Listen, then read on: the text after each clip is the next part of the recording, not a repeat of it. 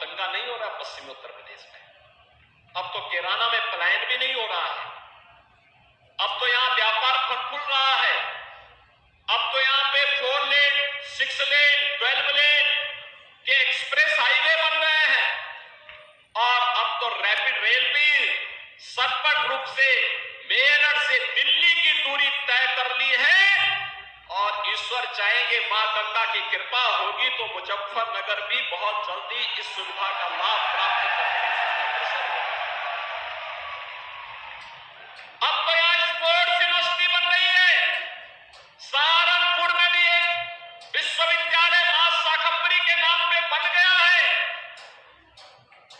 आज अन्नदाता किसान को हम लोगों ने निजी ट्यूबवेल वाले जितने भी किसान थे उनसे कह दिया है मार्च 23 के बाद का एक भी पैसा उन्हें भुगतान नहीं करना है, सरकार उसका भुगतान कर रही है। बहनों और भाइयों, मैं तो आपसे एक ही बात कहना चाहता हूं, अक्सर मैं देखता हूं, मैं एक बार इसी मुजफ्फरनगर की तरफ में आया था, मुझे यहां पर एक कार्यकर्ता उस समय बोल रहा था, मैं यहां भाषण कर रहा था, तब तक पब्लिक के बीच से नारा आ रहा था, वो कह रहा था कि 12 से 17 के बीच में एक नारा चलता था और वो नारा होता था जिस गाड़ी पर सपा का झंडा समझो बैठा है कोई। और बहनों और भाइयों, आज मैं कह सकता हूं कि जहां दिखे सपाई वहां बिटिया घबराई। आपने देखा होगा उनके कारनामों को, अयोध्या में नजारा आपने देखा होगा, कन्नौज में देखा होगा। ये नया ब्रांड है समाजवादी पार्टी का, ये नया ब्रांड है इनका, इनको लोग लाज नहीं, ये आस्था के साथ खिलवाड़ करने वाले लोग हैं, बेटी और बहन की सुरक्षा में सेंध लगाने वाले लोग हैं।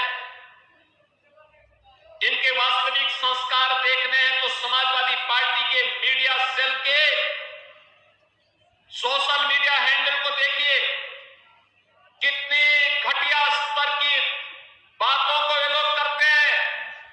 ये समाजवादी पार्टी के वास्तविक चरित्र को दिखाता है। और अभी तो मुजफ्फरनगर की नई खबर आने वाली है, 60,000 से अधिक पुलिस भर्ती के परिणाम आने वाले हैं। और याद रखना, खेलते यहां के नौजवान हैं, अपने योग्यता के बल पर जो पहले उपेक्षित हो जाते थे, अब तो मुजफ्फरनगर, मेरठ, बागपत, शामली, बुलंदशहर, इन जनपदों के युवा बड़े पैमाने पर भर्ती होते, कोई रोक टोक नहीं, कोई भेदभाव नहीं, बड़े पैमाने पर भर्ती होने वाले हैं। और परिणाम हम बहुत शीघ्र देने जा रहे हैं। 60,200 पद पर एक साथ भर्ती हो रही है। और बहनों और भाइयों, इसीलिए मैं आपसे कहने के लिए आया हूं, युवाओं के लिए सरकारी नौकरी भी है तो खिलाड़ियों के लिए भी हम लोगों ने एक पॉलिसी बनाकर के उन्हें नौकरी देने की कार्रवाई को आगे बढ़ाया। अब यहां का खिलाड़ी जो ओलंपिक में, एशियन गेम्स में, कॉमनवेल्थ में, वर्ल्ड चैंपियनशिप में मेडल जीतता देश के लिए, उत्तर प्रदेश सरकार पैसा भी देती है और साथ साथ नौकरी भी देती है। प्रीतिपाल की चर्चा यहां पर जयंत जी कर रहे थे।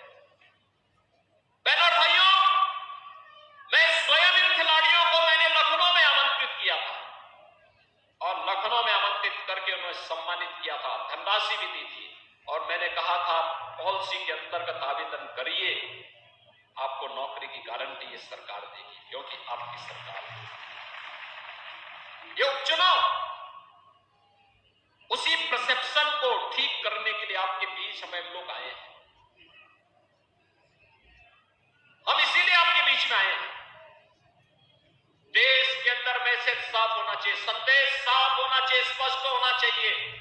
हमें गुंडे और दंगाई नहीं चाहिए, हमें अराजक तत्व नहीं चाहिए, विकास के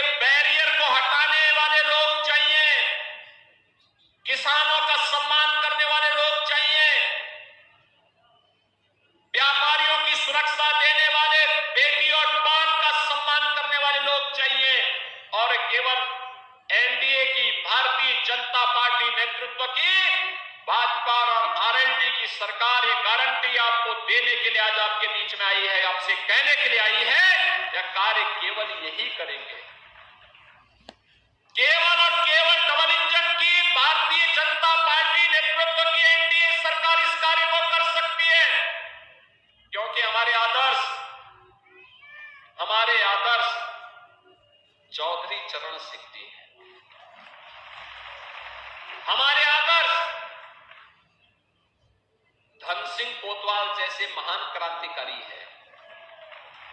हमारे आदर्श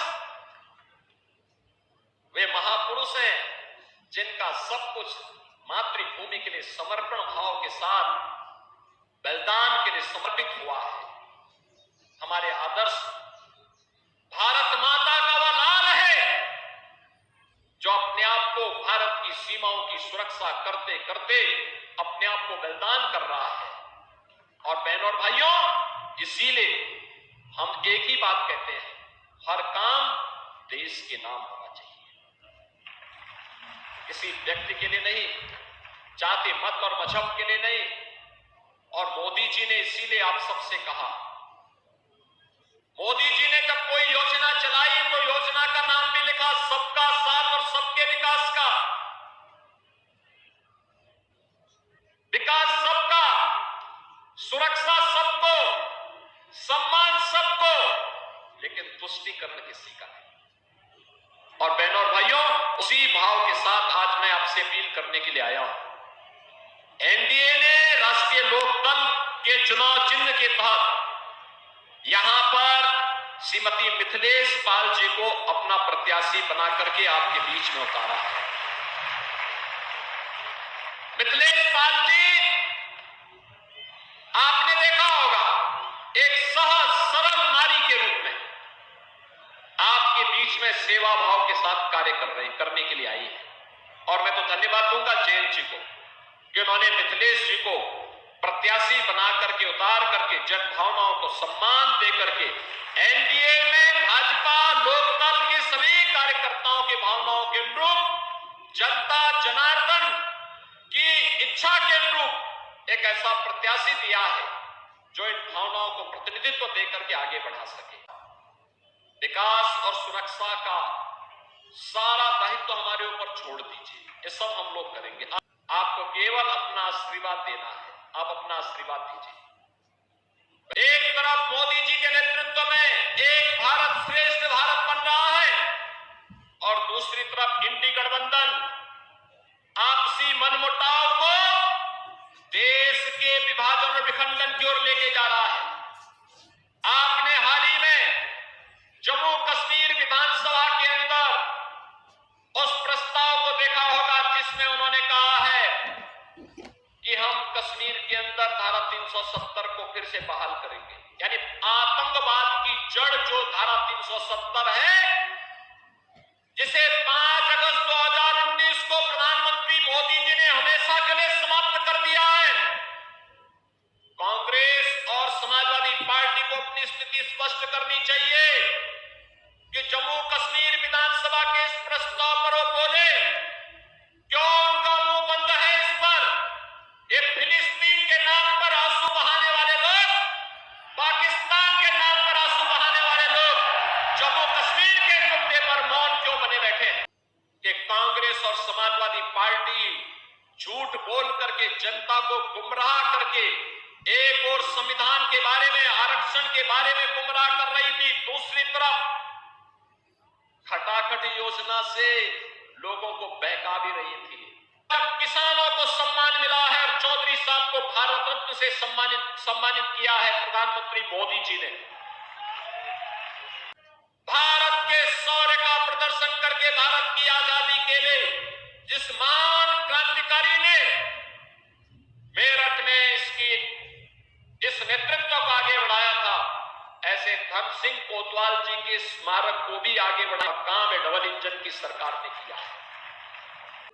जो मुजफ्फरनगर दंगों की आंच को झेलते झुलस रहा था, आज हमें प्रसन्नता होती है कि मुजफ्फरनगर अपने गन्ने की मिठास को दुनिया के अंदर पहुंचाने का काम कर रहा है। और उस 2013 के मुजफ्फरनगर के दंगों को अवश्य स्मरण करके रखना है। दंगा के सरगनाओं को सबक सिखाने के लिए और उनके बारूद पर पानी डालने के लिए हैंडपंप लेकर के मिथिलेशी आई हैं। उस समय हथियारों के जखीरे इनके यहां बरामद हुए थे। हथियारों के उस जखीरे को तो हम तबाह करने, लेकिन उस बारूद के ढेर में पहले पानी हैंडपंप का पड़ेगा और उसको पूरी तरह समाप्त करने के साथ ही यहां पर डबल इंजन सरकार के लिए सहयोग करने के लिए श्रीमती मिथिलेश पाल को चुनाव विजयी बना करके भेजना है।